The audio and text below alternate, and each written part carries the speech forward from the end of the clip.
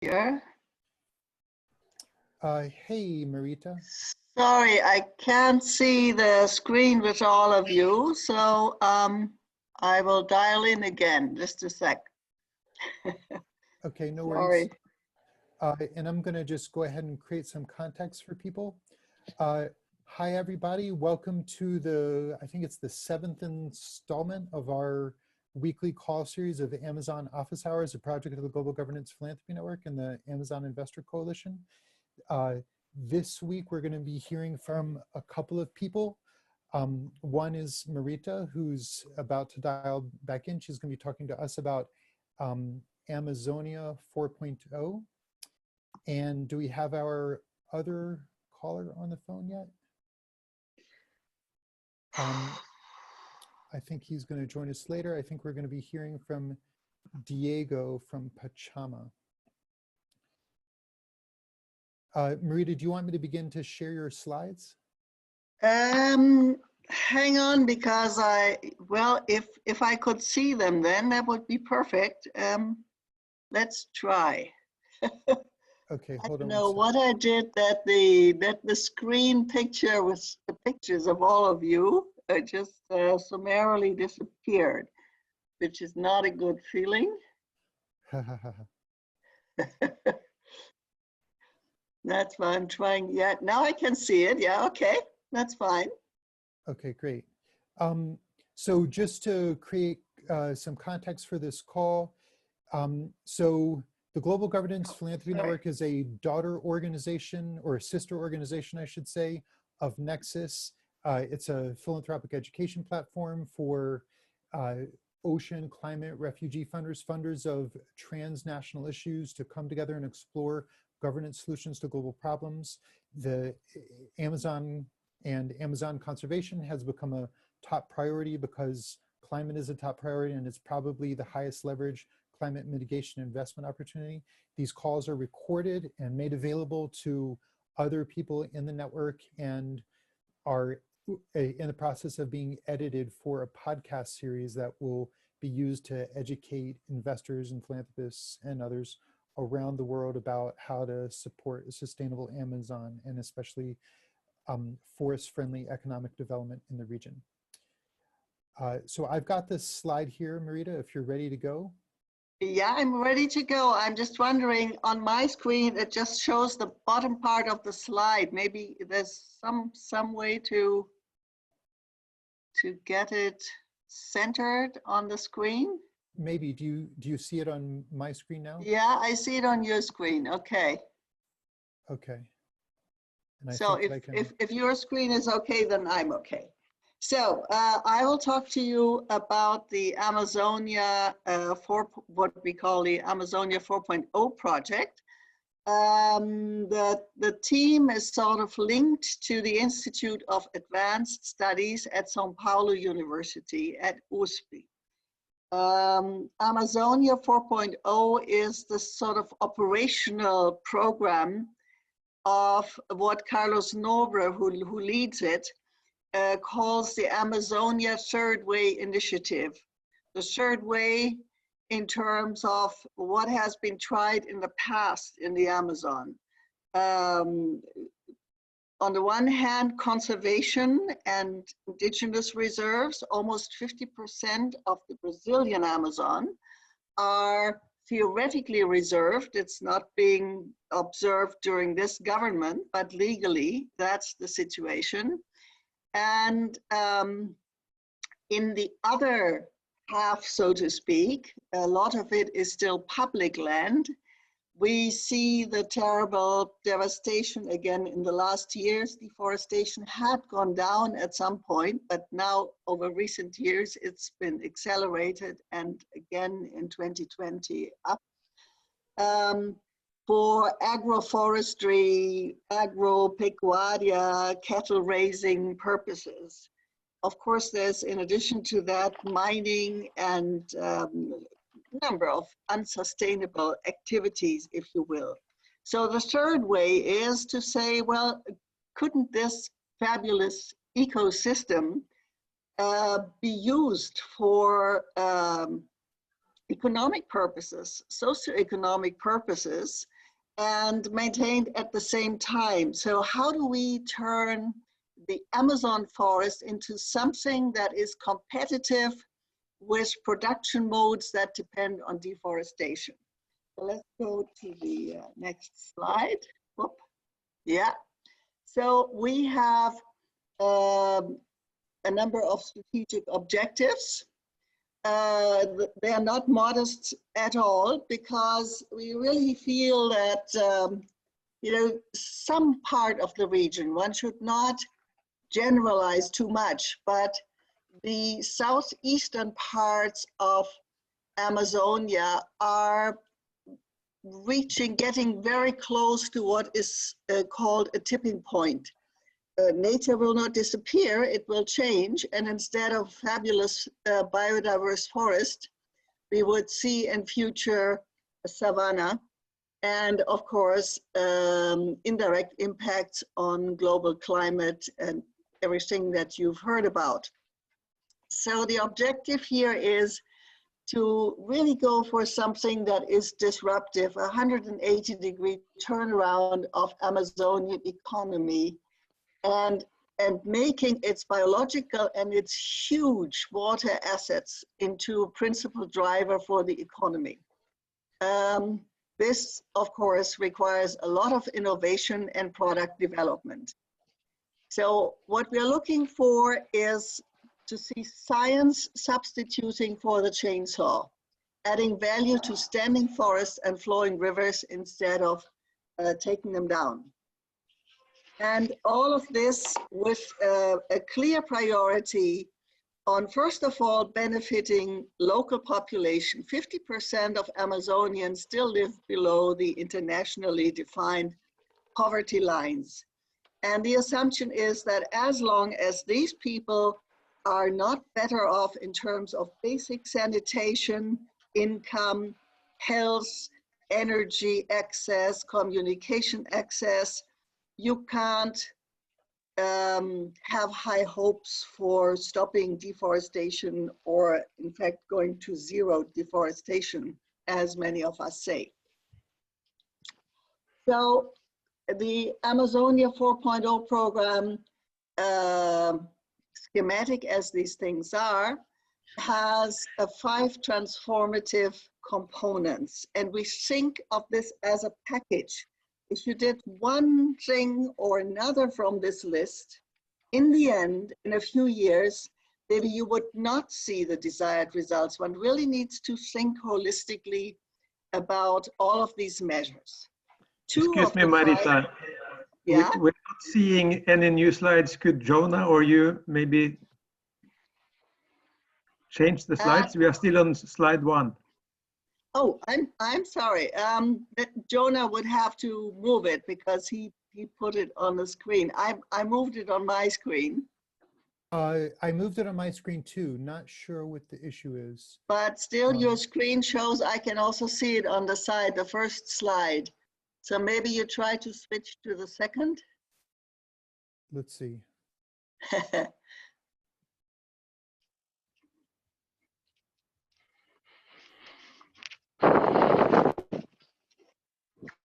No? Did that change it? Yes, it did.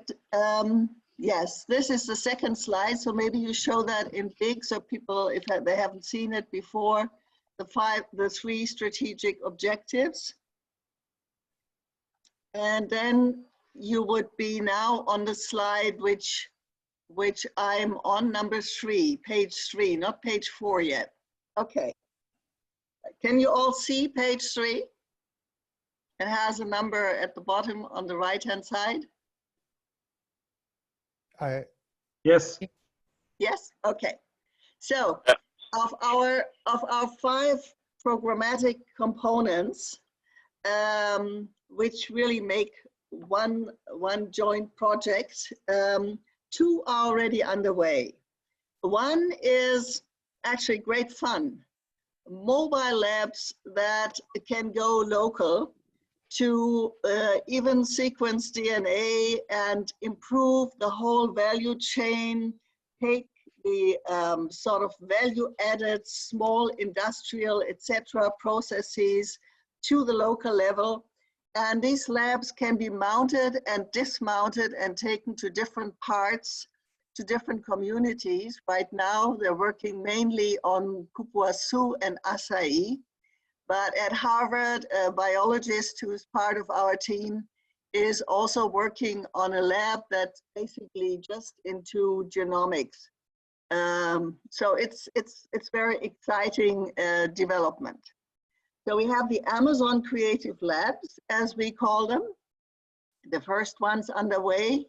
And last year, the world's first rainforest business school was founded with the assumption that if you don't have a place where the business community, the broader interested community, can learn about the famous biodiversity, the products, the small industries which already exist, the markets which exist, the legislation which exists, this sector would not grow.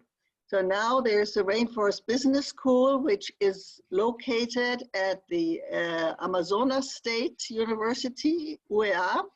They call it the Rainforest Social Business School to stress that the beneficiaries should be mainly social businesses in the region, a bit inspired by Mohammed Yunus. But of course, this is to become a system in which more universities participate, also building rainforest business programs.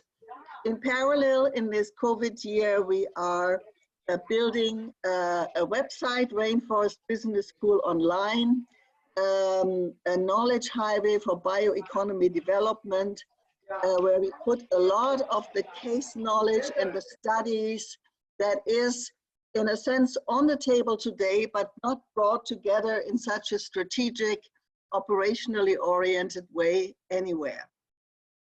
So that's what is already underway. And then we think there should be bigger systemic additions as well. One is in science. If you would imagine that you had a well-funded, with the best and brightest people, MIT, for the Amazon basin, to catch up on all the research and product development that hasn't been done in the last decades, this could be fantastic and really bring about the turnaround which today, with increasing markets for Amazonian perfumes and shampoos, we're not reaching. There has to be much more basic science and development work. So we want an MIT Amazon Institute of Technology.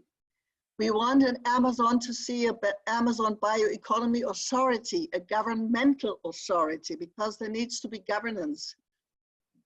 Bio products are complicated matter. It requires specialists to watch over them. It requires legal experts to watch over them, and it requires market experts to help grow that market. And the fifth and last component is, as ever, if you had, maybe for the whole Amazon basin, not just for Brazil, a funding, a financing facility, whether it's through the American Development Bank or the World Bank or national programs, public-private partnerships, then you would have a machine which could turn the sort of new products into really businesses, industries, and market development. So we think that these things all need to go together. So that's, in a nutshell, Amazon 4.0 for you. And then I made, of course, a slide where we look for funding as I speak today. Jonah, if you could move to page 4 now. I don't want to make this too long. but certainly our project now has much more echo in Brazil. The work is growing.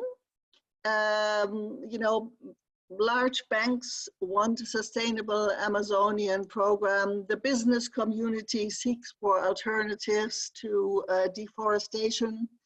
And certainly, we first and above all need to strengthen our central project management at this stage. We look for funding for the Amazon Creative Labs. We look for funding, for instance, to endow an international chair and to develop more Harvard case study type studies on bioeconomy experiences.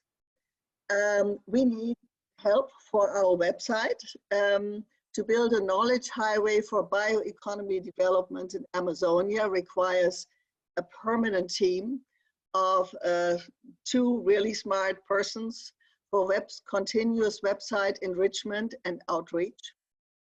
And then of course for the still inexistent 3 elements, we need support for feasibility studies for the MIT, for the Bioeconomy Authority, and for the Amazon Bioeconomy Fund. On all of these, we have small papers, but we now, of course, need to go many levels deeper. For the MIT, also, if you knew any billionaires who are looking for one big thing they want to do in their lifetime, an endowment for a central sort of backbone of science in the Amazon would be fantastic. So the MIT is a very special case and a special opportunity. So to sum it up, rainforest bioeconomy is the high road towards zero deforestation, something that is more needed than ever. And I would be glad to hear comments or to hear from you. On this last slide, I also put my, I don't know whether you can see it, it's not in Jonah's slides, my email mkochwese@earth3000.org. Thank you.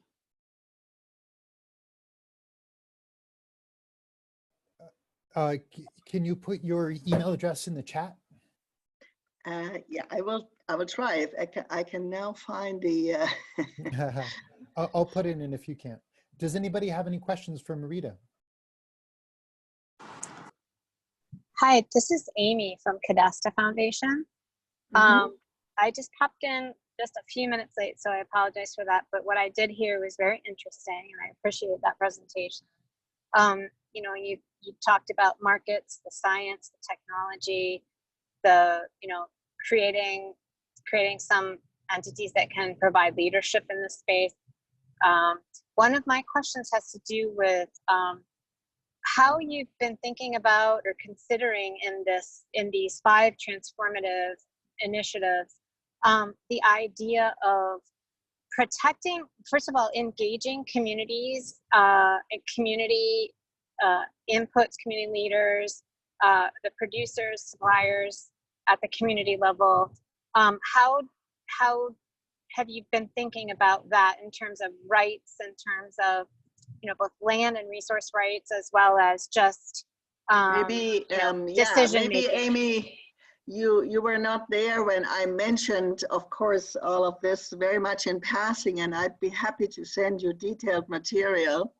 When I mentioned the element of Amazon Creative Labs, the creativity about this is that they go to the community level and they help them basically with DNA sequencing, with registering their property rights, and with improving the product. There's so many machines that you can put, from drying to packaging to labeling to eco-labeling, whatever it takes to take all of that to the community level, rather than out of the communities.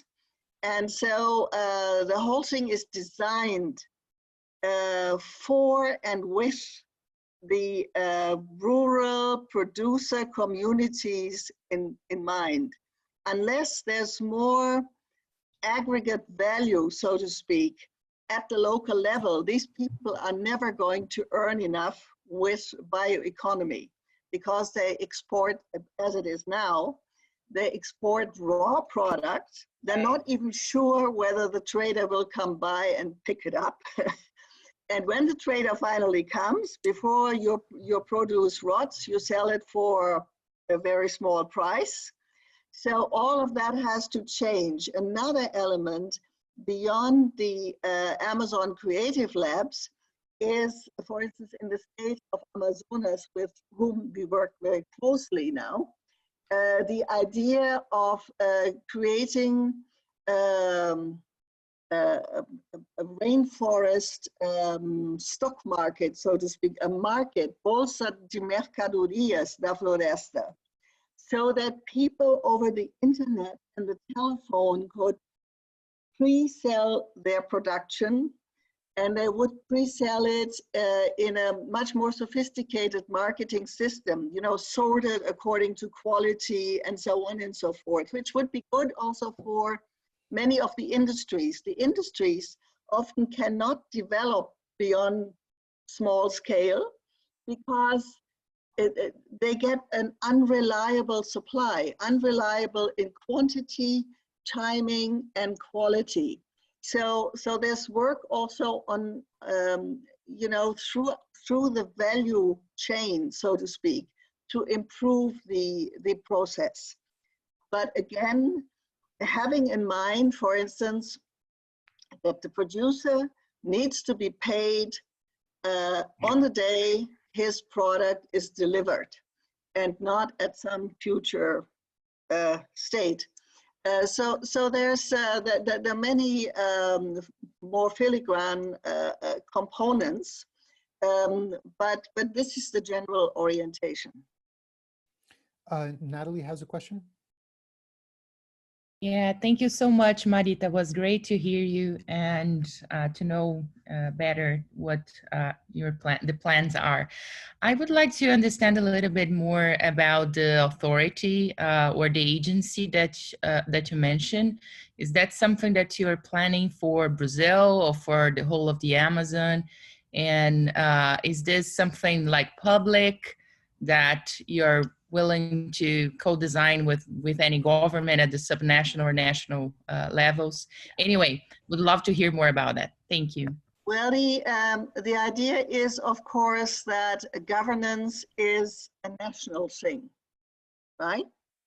So the question is, in this case, for the Brazilian Amazon, but of course the other countries, the Perus and Ecuadors and Colombia, could equally use specialized capabilities in their governance system. This is a very new sector. So you have a Ministry of Agriculture, but you don't have even an agency for bioeconomy. Now, you know, all of these products need to be registered. There are huge issues with intellectual property rights. Export, import needs to be very clear also for investors. There's also just a lot of knowledge as to who does what where.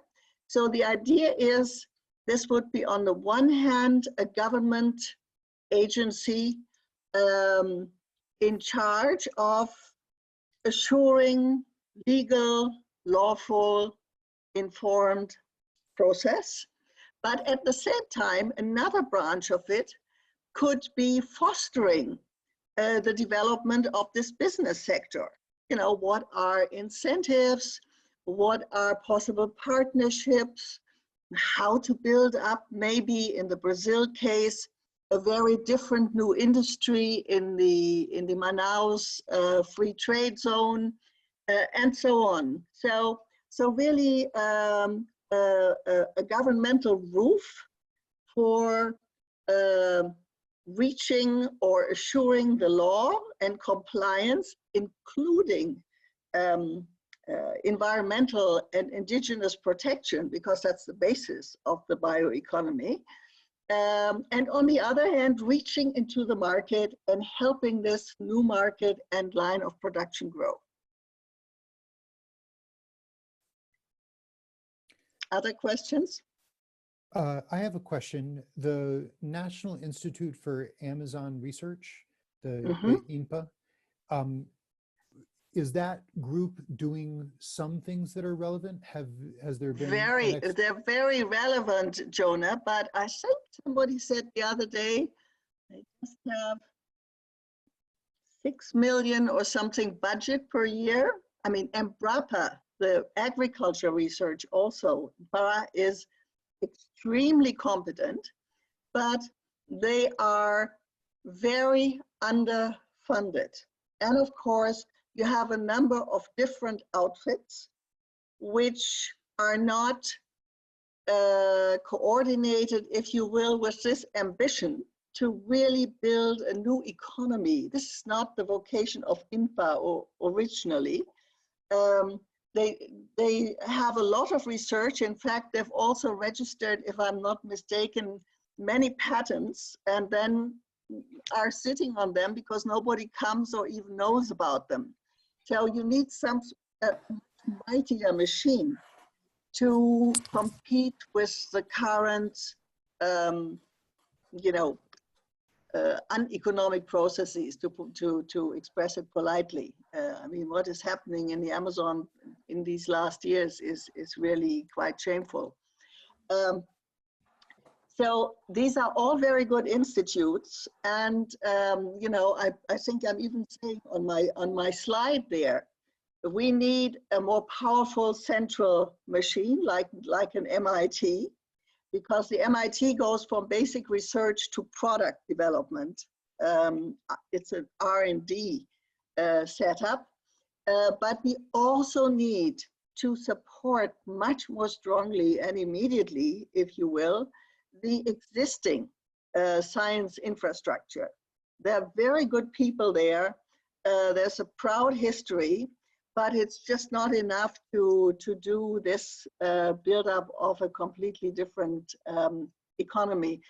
I think estimates are that between 15 and 20% in Brazil of Amazonian species may be known. 80% is, I mean, sometimes I wish that some of the money that gets invested on Mars would get invested on this continent-size ecosystem, which we only know in small part. I have one last question, and maybe anyone else might have a question. So I'm familiar with the story of Princeton University developing a Brazil program and bringing thought leaders together and philanthropists. And I heard about their Amazonian leapfrogging event. Has there been any conversation with them or any other North American universities about developing a tight research relationship? Carlos Nobre, who leads the Amazonia 4.0 program, participated, but this is quite a few months ago in Princeton. And in a sense, I'm quite sure that he did not yet at that point present the idea of an Amazonian MIT, because we needed to develop the concepts further. He's now in the process of really writing the terms of reference for the feasibility studies. So in the near-term future, it would be excellent to resume these kinds of discussions. Great. Did anybody else have another question for Marita? And if not, please put because today I'm a bit hamstrung. I don't know how to get onto the main page of our meeting. I see each of you only in a, in a small corner, and I have no place to put a chat. So if you could put my email for everybody, and of course make the presentation available if anyone's interested. Great. I've Jonah, put up can I- your, I could just insert one question, Marita. It's Lars from Norway. I know you have been thinking about the Rainforest Business School for quite a while, and I'm happy to see that something is now going on. Could you say a bit more about that's actually a fully developed course that people are joining, or you have sufficient resources for actually taking that element forward? Because we don't have sufficient obvious. resources, Lars, but we have enough for a start.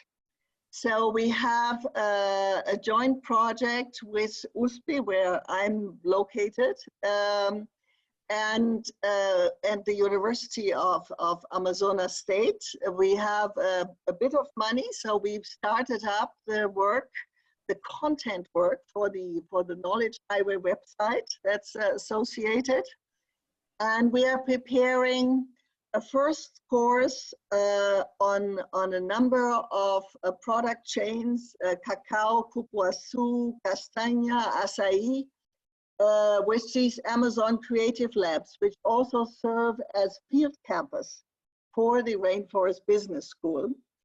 And for next year, the University of Amazonas is planning a first full course, the 400-hour course, not just a specialization course. So we're now preparing and in very good shape for a first specialization course with the money we have. But we then want to go to a general course, and we want to build up over the next 4 to 5 years a real master's program. And for that, we are still looking for support. And as I said in the beginning, we don't emphasize just one element or another, but you know, the Rainforest Business School is key. Unless more people who work in banks, more people who work in business, also outside Amazonia, but could use and build on Amazonian projects, have a place to systematically learn about it through specialization courses, executive courses, or if they are young MBA students doing a full master's in rainforest business, we will not see greater results. We will stay at the, you know, sucus and jelly making level, and that's a shame. Okay, one last question, and then we're going to move to our next presentation. It was from Natalie. She wants to know if MIT is involved in some way. Did you hear that? I couldn't hear it. Natalie, are you there? Do you want to ask your question? Yeah, Marita, because you mentioned several times the MIT, and I know that they have created specific like centers for India, for instance. I was just wondering if you have considered partnering formally with the MIT, also because Nobri is his alma mater is the MIT. There. So, At MIT, there are already faculty who are acutely interested and in this sort of feasibility and startup phase, contributing with thought and suggestions. So yes, we are working with MIT, and I should have said also that for Carlos Nobri, ITA, the Institute of Technology Advancement that was founded in Brazil in the 1950s, is a great example. Apparently that institute gave rise to the aerospace industry of Brazil, which today is number 3 or 4 in the world. So there was this concerted effort and this sort of solid center of competence, research and development, which brought about a real industry that, you know, makes for Brazil's place in the world market today. So that's a bit what I believe he has in mind when he makes this suggestion. Thank you, Marita. Next, we have Diego from Pachama. Diego, please tell us your story. No, I will Thank try you. to get the picture here. Yeah. Okay. Thank you, Jonah. Thank you, Marita. Hi, everyone.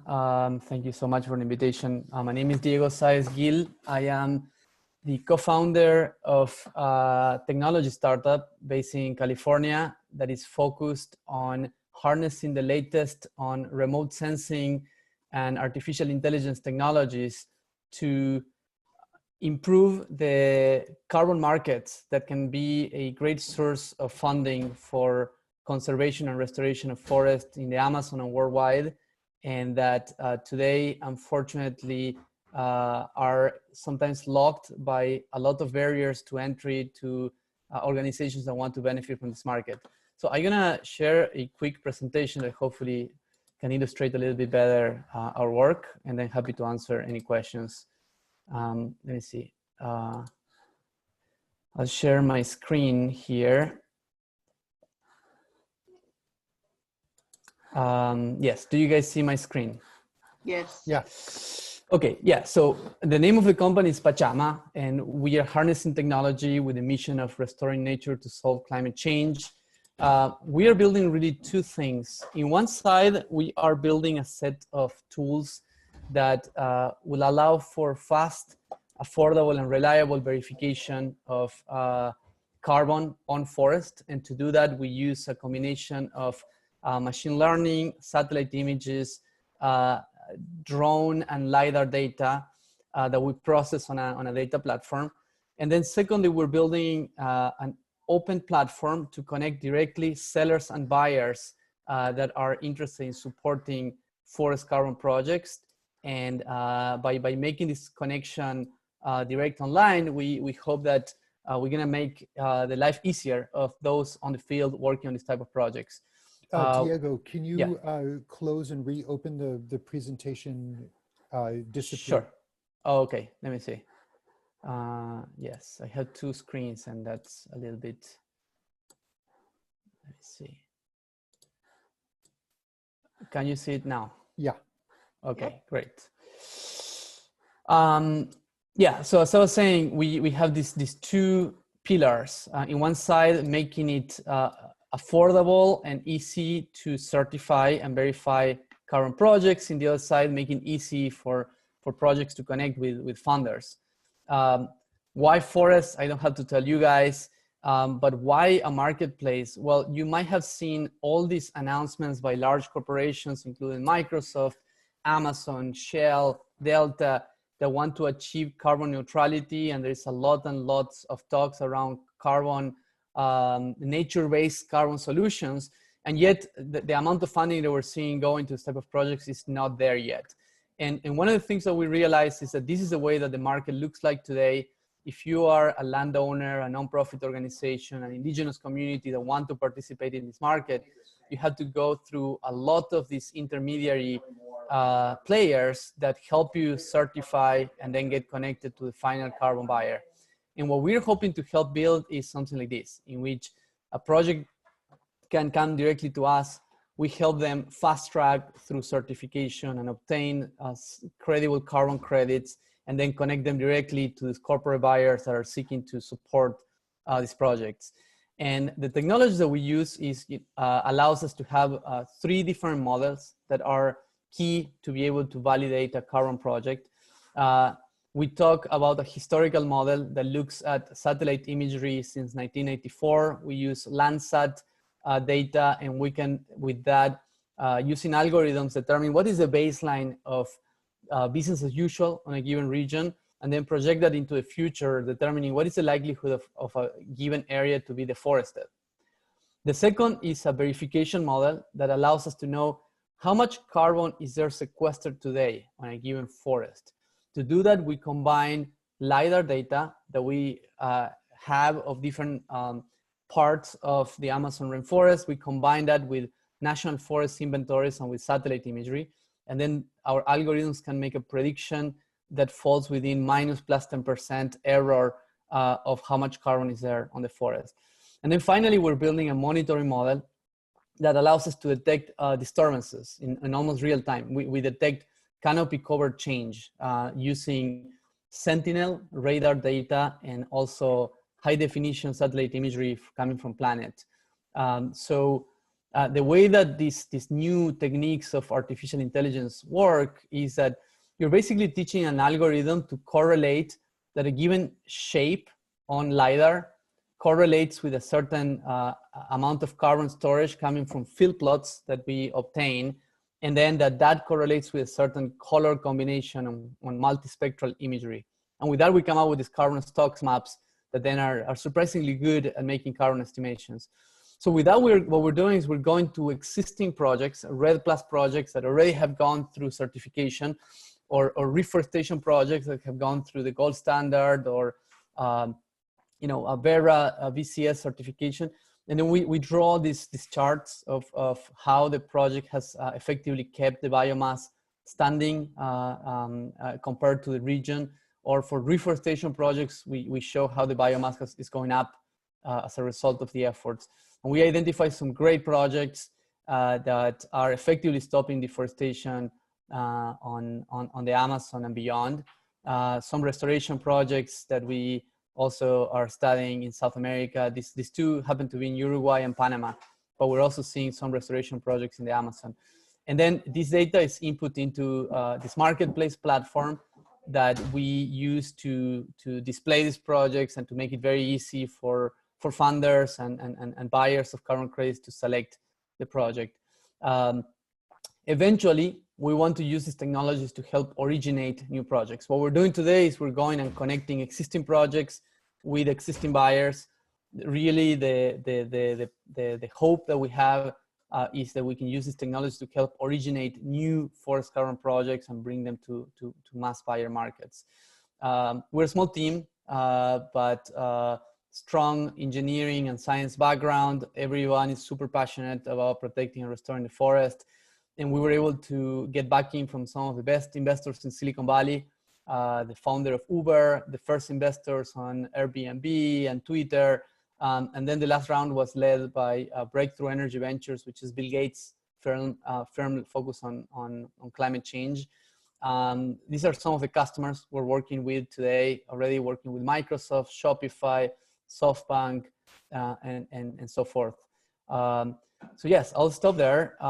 Again, our mission is to put these technologies that Silicon Valley has developed at the service of protecting and restoring the Amazon, and hoping that these tools can really drive a new significant funding for this type of projects. In the process, as the questions come forward, I'd like to ask Diego if you could upload your presentation to a Google Drive and paste a link to it so that people can download it. Sure, I can do that after the call. Great. Does anybody have any questions for Diego? Yeah, may I, Diego? How do you go about land ownership? Do you include public lands? Do you include just privately controlled lands? And what is the timeline? I mean, you know, for instance, when you have reforestation, how recently has something been deforested? These are all technical definitions. I'm just interested. I'm sure you've thought about it, how you go about it. Yeah, as I said today, what we're doing is we are going to projects that already have gone through certification with BCS, Gold Standard, and beyond, and they have done the validation of land ownership. Some of these projects are coalitions of several institutions, including indigenous communities, nonprofits, and sometimes even states. You know, like we have a project in Jari-Pará in Brazil that is a state level project. We have other projects in Peru that This is the old Orsa and Ludwig project, or Jari? I saw Jari on your... Jari-Pará, yes. Yeah. We have a project in Peru, in Madre de Dios, that is a coalition of a lot of small Brazil nuts, farmers or people that live off the forest, and in which, they definitely have stopped deforestation by coming all together. So land ownership is not validated by us, but by these certification bodies. Okay. In the future, Understand. if we do help come up with a new methodology for the issuance of carbon credits, we'll have to come up with a way to validate land ownership. And we think that with more and more open data, that should be possible. In terms of duration, generally these projects, the BCS protocols require 100-year commitment of permanence of the project, whereas other protocols are shorter. Generally, 100 years is a time frame of commitment. Okay, thank you. Other questions?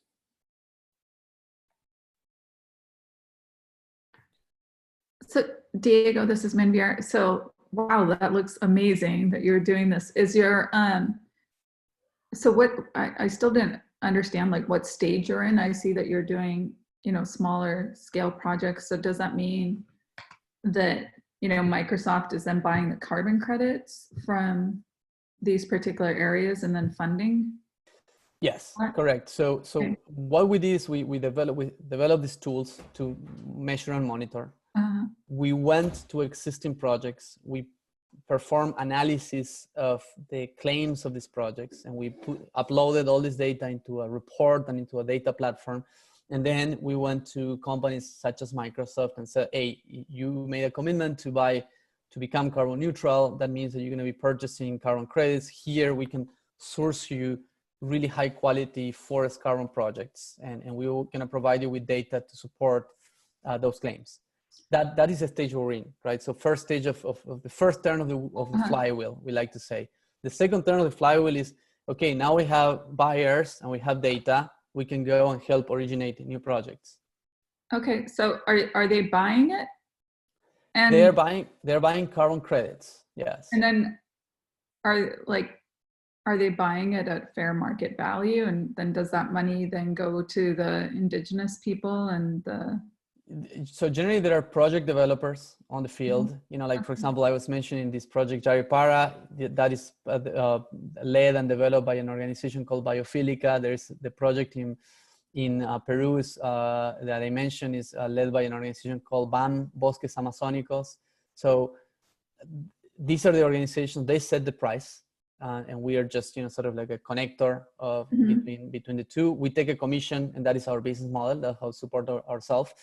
But yeah, the money goes to the project, and then each project has a different cost structure. Sometimes the avoidance of deforestation efforts mean patrolling the borders. Other times means developing infrastructure for the local communities to continue harvesting sustainably the Brazil nuts and so forth.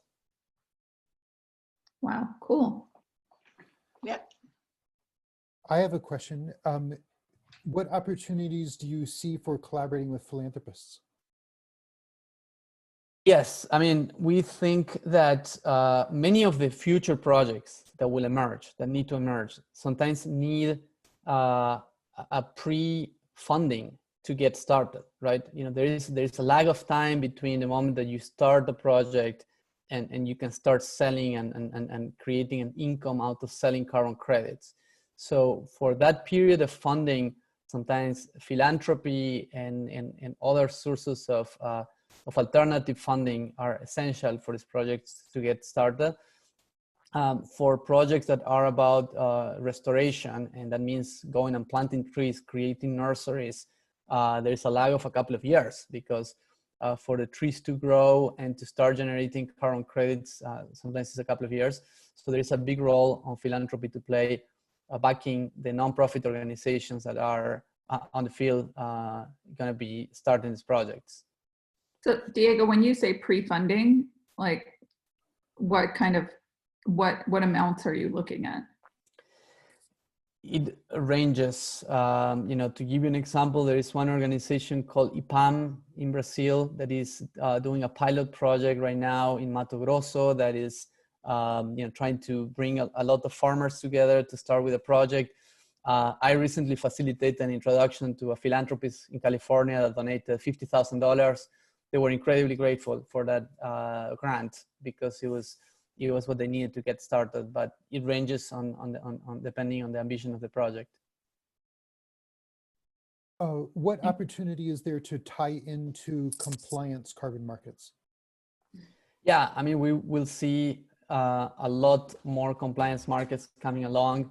California has a compliance market, the California Cap and Trade, and they end of last year they approved tropical forest as as valid credits as part of this market. Still not fully implemented, but that means that companies in California, energy companies in California that need to comply with regulations buying this type of certificates can purchase certificates coming from Brazil, Peru, Colombia. So that is a great opportunity. I think the same we will see in Europe, Canada, and many other compliance markets. Are you guys positioned to tie into the carbon credits that are going to be coming out of the airline alliances next year? Yeah, we are keeping a close eye into the CORSIA market, as it's called, and they selected these certification bodies as valid. The ones that we're working with: BCS, Gold Standard, American Carbon Registry, Climate Action Reserve, and yes, our intention is to help accelerate the origination of new projects, which today takes a lot of time and a lot of money. Can I ask, do you see a possibility, Diego, to have different categories? I mean, you're just talking about, that's difficult enough, about carbon, but then look at one of the programs that Sebastián Salgado, the photographer, is involved in. And it goes after reforestation in nascent sort of water well areas, where if you do this in 2,000 places along the Rio Doce, which is one of Brazil's major rivers, then you would have a big river flowing again in 10, 20 years. So where you stack up different types of ecosystem restoration benefits, do you see a chance to offer such products? Yeah, I mean, definitely we are seeing that all these companies that are interested in supporting this type of projects care beyond carbon about other co-benefits, as they're calling this in this world, including biodiversity, community impacts, and of course, plantations of native species as opposed to, tree plantations, and there are ways in which remote sensing can serve to measure biodiversity indexes. For now, our algorithms can detect between species groups, but in the future, there are other markers of biodiversity that we hope to be able to include in our reports, so that yes, projects with higher biodiversity get higher benefits and probably higher prices. Thank you. Any more questions for Diego?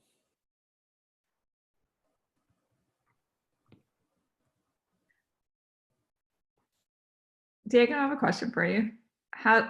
What made you get started in this? I'm assuming that you're the founder of this company.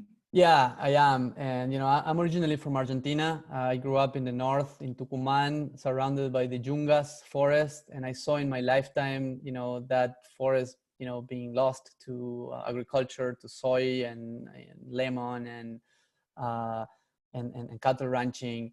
And then I came to the US to start my career. I worked for 10 years in tech, building companies, nothing to do with this. But then at some point, I actually went back, did a trip with my brothers. We crossed from North Argentina to Bolivia and to Peru. And it was a super inspiring trip, but also I saw deforestation firsthand. So couldn't do anything else other than dedicating my efforts to try to revert this. So came back to California, settled here in Silicon Valley, and partner up with a friend who is a machine learning engineer, and decided to start this company. Oh, thanks. Do you, maybe last question, do you have some sort of routine customers who always come back to you, or is it very much a one-off business? Yeah, good question. We are trying to make it more a type of subscription service. with some customers, we managed to do that. Like, for example, one of our customers is Shopify, which is this e-commerce platform. And with them, we came up with a quarterly subscription in which every quarter they make an estimation of their carbon footprint and the carbon footprint of their partners, and they make a new purchase. So, you know, that way they keep coming back, and funding becomes more, you know, consistent or predictable. And yes, hopefully Yeah, in the because that future. would become more strategic in a sense, also from a company viewpoint. If their offsets would not be a windmill in China and you know, a bit of a forest over in Peru, but if they would, after a decade, say, well, we really made a difference in this particular corner of the earth. Yes, correct. But that's why we think the role of transparency and you know, all this satellite imagery and maps are so important, because then it's not just a piece of paper, we bought a carbon credit, is we're supporting the forest. And if we don't, if we stop supporting it, it might be deforested, right? So it becomes kind of like a relationship with the investment you made. Okay, very interesting. Diego, if you could post your email address. Yes, please. My email is d@pachama or diego@pachama, and the website is pachama.com, and you can find me on LinkedIn as well.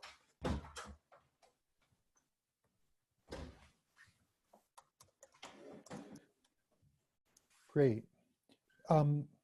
Okay, so in the couple minutes we have left, does anybody have any announcements or questions or ideas for the future of our group?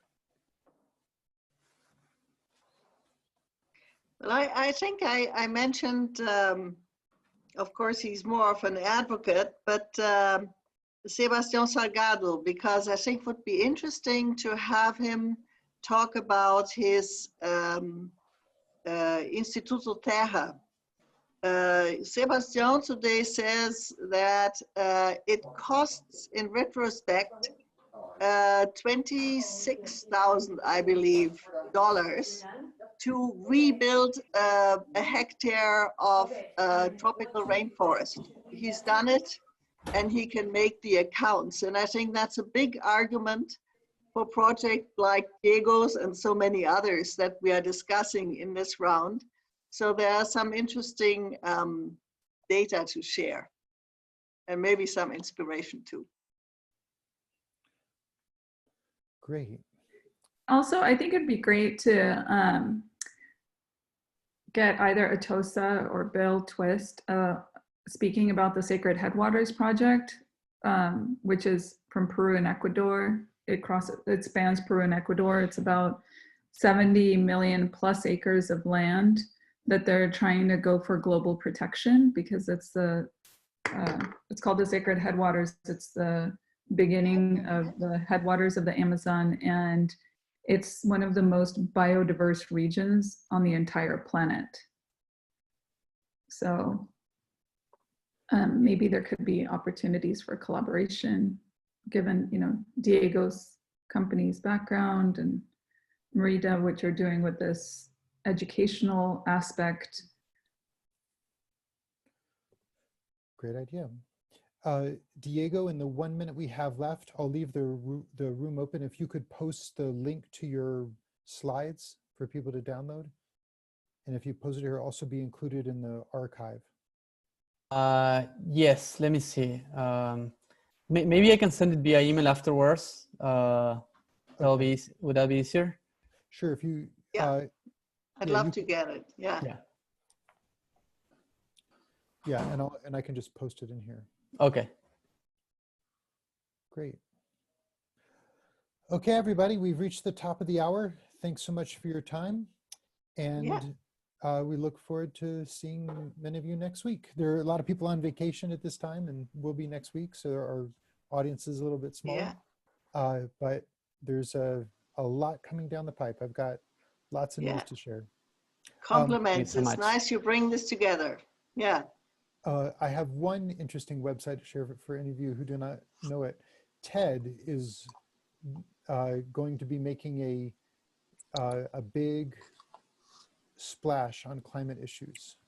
I'm going to share their website here, and it's kind of under wraps still. It's not yet linked from their main website, but I'm starting conversations with them as well about collaboration on the Amazon. Okay, everybody. Thanks so much. Thank Thanks, you. Jonah. Bye, everyone. Bye-bye. Bye, everyone. Bye bye.